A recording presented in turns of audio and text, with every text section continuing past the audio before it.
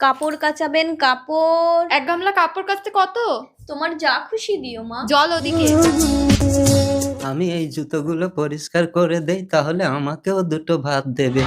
এই নে, এগুলোও ধুয়ে দিবি। ছেলেকে লেখাপড়া শেখানোর জন্য ঘরবাড়ি বিক্রি করে শহরে পাঠিয়েছিলাম, নাকি বড় অফিসে চাকরি পেয়েছে, বড় লোকের মেয়েকে বিয়ে করেছে। আমার ছেলেকে পেয়ে গেলে আমাকে আর এসব করতে হবে না। এই নে, এই কটা কাপড় কেচেছিস, কি আর টাকা দেবো? শুধু ভাত কটা খেয়ে নে। ভাত কটা একটা প্লাস্টিকে করে দাও না মা, আমি আর আমার বুড়ো খাবো। ঠিক আছে, দিচ্ছি। ও বুড়ো চলো, ভাত এনেছি, দুজনে খাবো। আমার জন্য দুটো ভাত দেয়নি, আমি যে এত জুতো পরিষ্কার করলাম। তোমাকে এসব কে পরিষ্কার করতে বলেছে? যাও, বেরিয়ে যাও। চলো বুড়ি। বাহ, জামাটা তো দারুণ পরিষ্কার হয়েছে। উপাসী, তুমি করেছো? আরে না, একটা বুড়ি এসে ধুয়েছে, ও প্রতিদিনই আসবে। জুতোটাও তো চকচক করছে, তুমি করেছো? আরে না, ওই বুড়ির সাথে একটা বুড়ো এসেছিল, আমি ওকে বলিনি পরিষ্কার করতে। ও মা, ও জুতো পরিষ্কার করে দিয়ে বলছে খেতে দাও। আমিও সেরকম দিইনি খেতে, দিয়েছি দূর করে দাঁড়িয়ে। দুটো খেতে দিতে পারতে। দিতে পারতে মানে কুকুরটা কি খাবে? দেখো তো